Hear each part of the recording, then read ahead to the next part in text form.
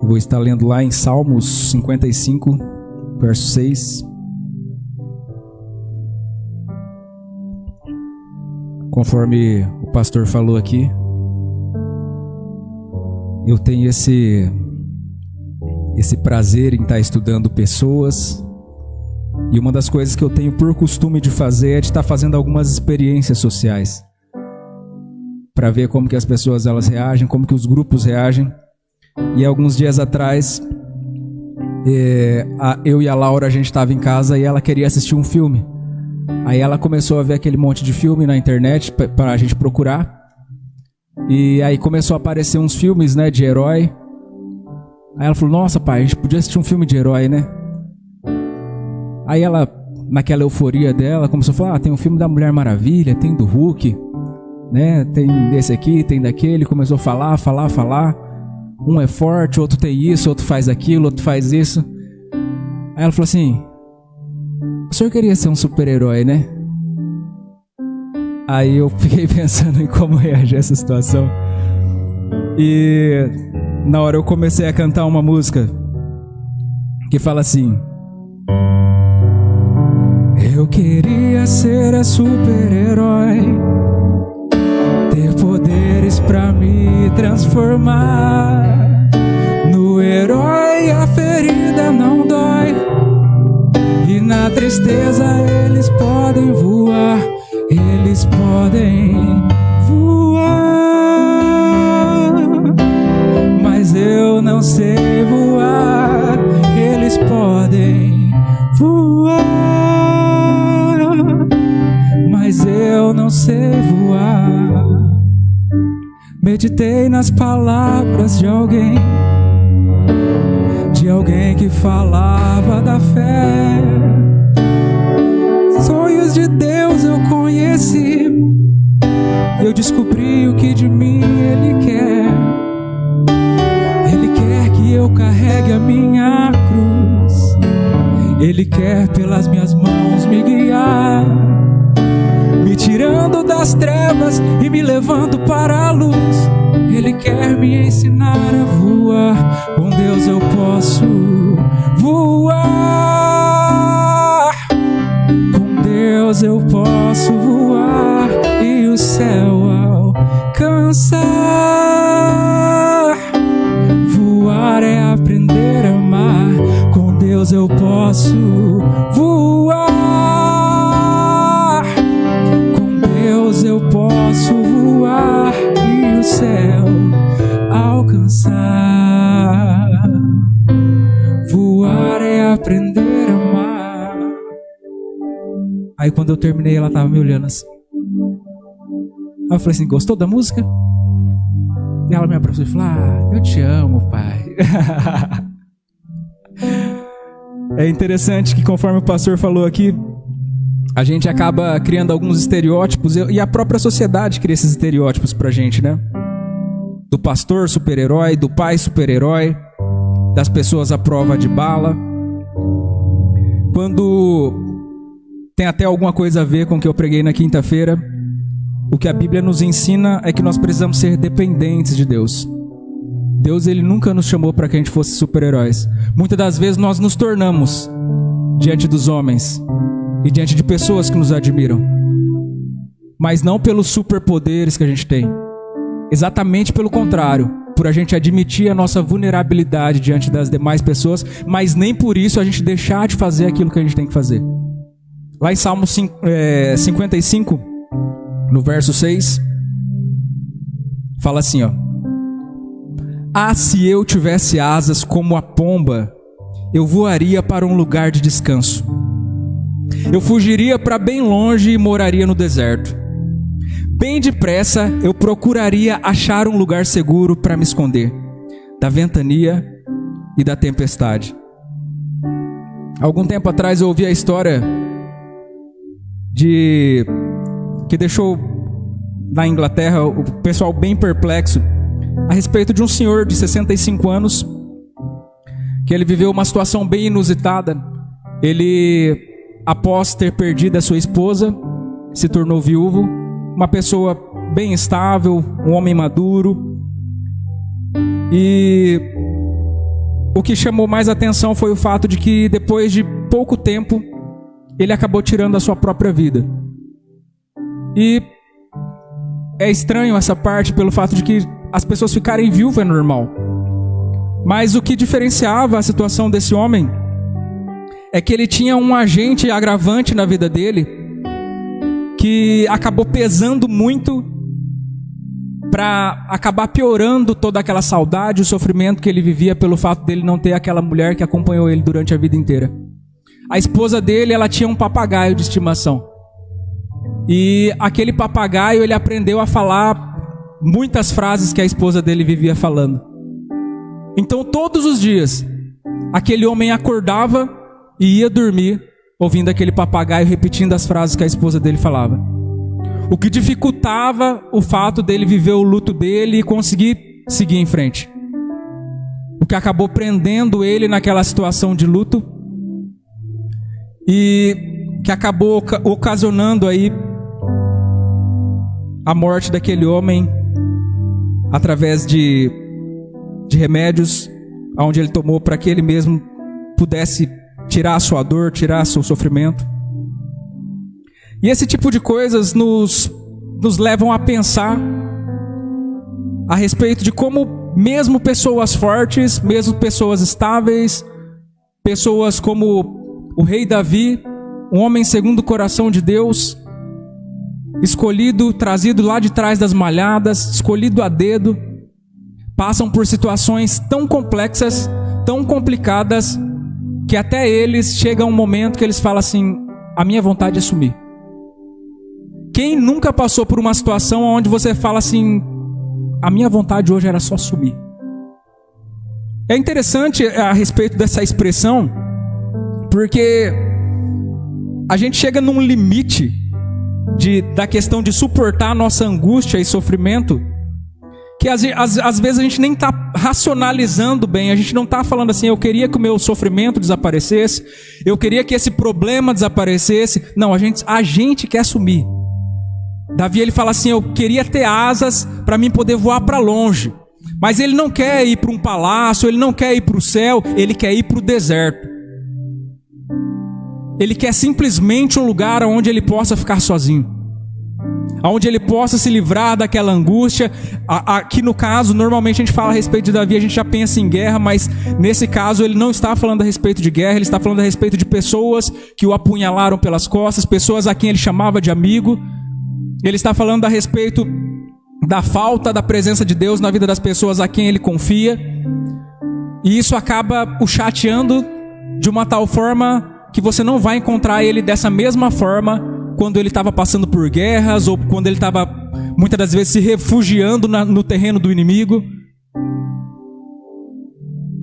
E muitas das vezes aquilo que não o atinge violentamente com agressividade acaba ferindo mais do que uma guerra, do que uma ferida exposta, como ele muitas das vezes já tinha vivenciado. E ele fala: eu só queria sumir daqui. Eu não quero resolver a questão da pessoa, eu só quero sair daqui. Sabe, eu preciso de alguma coisa urgente. É uma medida desesperada, é como se fosse um alívio que eu preciso só para agora. Eu não sei o que vai ser amanhã, eu não sei o que vai acontecer. Sabe, é simplesmente uma ilusão que a gente cria para que a gente tenha um alívio imediato. É só isso que a gente quer. E nesse momento, quando a gente se depara com esse verso, com essa passagem em si, a gente percebe que existe uma luta entre o espírito e a carne de Davi. Porque a nossa carne, ela se sente autossuficiente. Jesus, ele vai falar lá para os seus discípulos assim: ó, o espírito está pronto, mas a carne, ela é fraca. Por quê? Porque a carne, ela confia na força do seu braço. E Davi, ali na sua situação, sem saber para onde ir, ele começa simplesmente a vagar nos seus desvaneios, nas suas ilusões, a tentar, a pensar: se eu tivesse, se eu conseguisse, se fulano, se isso.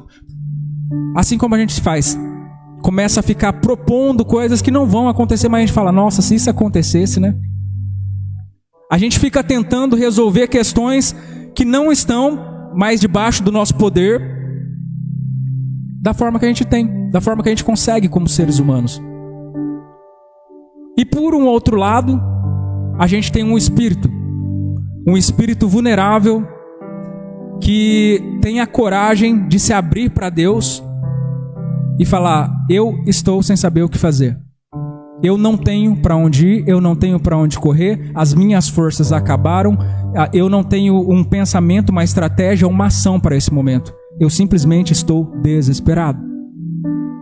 O Espírito, ele clama por ajuda, ele clama pelo poder e pela força de Deus. E por um outro lado, a nossa carne, ela tenta resolver com as próprias mãos. O espírito vulnerável, ele é meio que um paradoxo para nós, porque é como se você pudesse se apoiar numa força, sendo que você não tem mais força. É como se você estivesse desfrutando de um poder, sendo que você não tem poder. É como você fazer com Deus, sabendo que nada você pode fazer sem Ele. Quando você toma decisões pelo Espírito, você não se embasa naquilo que você tem nas mãos, você não se importa com o recurso. Você não se importa com a sua energia vital, porque muitas das vezes ela já não existe mais. E o interessante de tudo isso é que se você lê a Bíblia, se você conhece um pouco da Bíblia, é exatamente isso que Deus ele busca de nós. Ele não busca super-heróis, ele não busca pessoas que conseguem resolver suas questões, ele não busca perfeição, porque ele sabia que nós iríamos pecar. Ele não busca pessoas que são a prova de bala, porque ele sabe que o tempo todo a gente está caindo. Isso é uma verdade tão grande na palavra de Deus, que lá em Mateus no capítulo 11, a partir do verso 28, o próprio Cristo ele fala assim: vinde a mim, vós que estáis cansados e sobrecarregados, que eu vos aliviarei. É eu que vou te aliviar. Não adianta você ir para um lugar, não adianta você fazer uma coisa, o alívio está aqui. Basta simplesmente que eu venha reconhecer que o meu braço não tem força o bastante. O que eu preciso é do cuidado do meu Pai.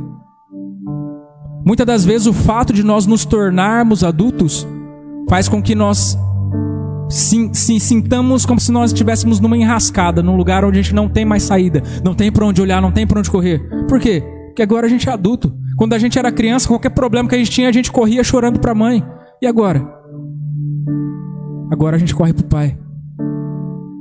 Deus ele nos ensina que independente da situação que nós estamos vivendo, nós precisamos correr para o Pai. Nós não precisamos fingir que nós temos uma força que a gente não tem. Nós não precisamos fingir através dos nossos estereótipos humanos. Meu Deus, eu sou um pastor, o que as pessoas vão falar de mim se eu falar aqui que eu estou precisando de oração? Meu Deus, eu sou um pai da família, e o que eu vou falar? O que o pastor vai falar de mim se eu for lá pedir um conselho para ele, falando que eu não estou conseguindo organizar minha própria casa? O que as pessoas vão falar de mim se eu for lá pedir um conselho para alguém que a minha empresa está falindo? A gente tem um estereótipo que muitas das vezes faz com que a gente morra em silêncio, para que a gente venha guardar aquele aspecto que as pessoas estão vendo. Isso, em outras palavras, se chama falta de humildade. Porque a pessoa que ela tem humildade, ela levanta a mão e fala: me ajuda, me socorre, pelo amor de Deus. Porque eu até achei que eu conseguia, mas chegou um determinado momento que eu percebi que não era para mim. Que chegou a um determinado momento que eu percebi que as minhas forças se foram e eu fiquei. Tem um jovem que se chama João Paulo. Ele é fundador do Ministério Céu na Terra lá em Brasília. E eu achei muito interessante uma mensagem dele. Teve uma mensagem dele que eles têm um trabalho para-eclesiástico muito forte. Ficou conhecido internacionalmente. Ele conseguiu arrebanhar a juventude daquela cidade. E um jovem muito novo, se eu não me engano, quando ele começou o movimento, ele tinha uns 18 anos mais ou menos. Hoje ele deve ter uns 20 e pouquinho. E numa das mensagens dele, ele tinha algo que ele escondia, as 7 chaves. Porque ele é um cara que prega a cura, ele é um cara que fala do reino de Deus. E ele tomava anti-ansiolíticos, ou seja, ele tinha distúrbios ansiosos. E ele falou que no meio de uma pregação ele sentiu o Espírito falando para ele que ele precisava falar isso para as pessoas. E ele já tinha terminado a mensagem e ele começou a falar a respeito disso. E ele abriu o seu coração ali e começou a falar para as pessoas que apesar dele ser um líder religioso, em cima de uma plataforma que está sendo vista mundialmente. Ele era dependente desses remédios. E ele conta que foi incrível aquele culto, porque naquele dia várias pessoas foram libertas dos seus remédios. Várias pessoas que estavam ali assistindo a pregação dele, que também eram dependentes de remédios, foram curados instantaneamente. E o mais incrível de tudo, depois que ele dispôs a sua vulnerabilidade, ele também foi curado. É necessário que eu esteja apto, que eu tenha coragem de revelar para Deus aonde que eu quero que Ele cure. Porque se você estudar um pouco da palavra, você vai perceber que toda vez que Jesus ele chega para as pessoas, ele fala assim: o que você quer que eu te faça? Aí você fala na sua ignorância: o cara é cego, é claro que ele quer ver. O cara é coxo, é claro que ele quer andar. Mas Jesus ele te pergunta, porque é necessário que você demonstre para ele a sua vulnerabilidade. Ele nunca vai tocar num lugar onde você não aceita. Ele nunca vai entrar numa sala que está trancada lá 7 chaves e você fala: aqui ninguém entra. Porque senão as pessoas vão descobrir que eu não sou super-homem. As pessoas vão descobrir que eu sou fraco. As pessoas vão descobrir que eu sou falho. Aí as pessoas muitas das vezes elas não vão mais confiar naquilo que eu estou falando. Só que esse estereótipo é mentiroso. O que Deus ele quer de nós é que nós sejamos verdadeiros, por mais que essa verdade venha demonstrar o que tem dentro da casca do ovo. Nós somos como se fosse uma casca, um ovo, todo pintado por fora, todo envernizado, onde as pessoas olham e falam: nossa, que lindo, parece um ovo de ouro. Só que por baixo dessa casca todos nós temos falhas, todos nós temos problemas, todos nós temos coisas lá do passado que até hoje nos aterrorizam. Arrependimentos, coisas que a gente não devia ter feito e que a gente fez. Coisas que fizeram pra gente e que estragaram a nossa vida muitas das vezes. Que não foi culpa nossa, mas acabou nos afetando. Todos nós. Isso é ser humano. Nossa, Júnior, ser crente é tão difícil. Não, ser humano é ser difícil. Nós somos criados à base de traumas. O que nos faz crescer é a dor. Então ser humano é difícil. E Deus ele entendia isso já desde sempre. Por isso ele falou assim: o dia que você estiver cansado e sobrecarregado, pode vir. Porque ele sabia que ia ter um dia que você ia estar cansado e sobrecarregado. Nós precisamos ter a coragem para ser vulneráveis, optando pela dependência de Deus. Ou então a outra alternativa é você ser atormentado a vida inteira por esses problemas da sua vida, que são como um papagaio que fica repetindo o tempo todo, até que chega um momento em que você não aguenta mais e você fala: eu quero acabar com essa dor. A nossa vida é assim. Você precisa tomar uma atitude, você precisa de uma opção. Ah, Júnior, eu vou ficar do jeito que está. Do jeito que está, eu te garanto que você não vai ficar. Alguma coisa vai acontecer. Eu vou ler o último verso lá em 2 Coríntios, para a gente estar fechando aqui.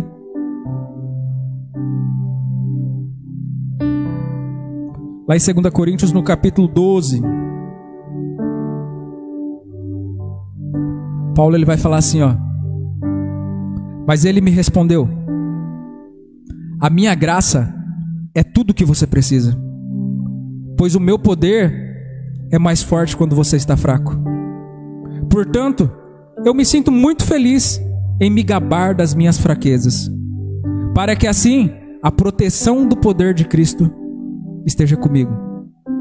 Eu me alegro também com as fraquezas, os insultos, os sofrimentos, as perseguições, as dificuldades pelos quais eu passo por causa de Cristo. Porque quando eu perco toda a minha força, então eu tenho a força de Cristo em mim. Deus ele nunca chamou para que você fosse o herói. Ele chamou para que você fosse o instrumento que Ele quer usar. Você sem Deus não é nada, mas quando Deus ele é na sua vida, você é uma potência imparável. Eu gostaria que você ficasse de pé.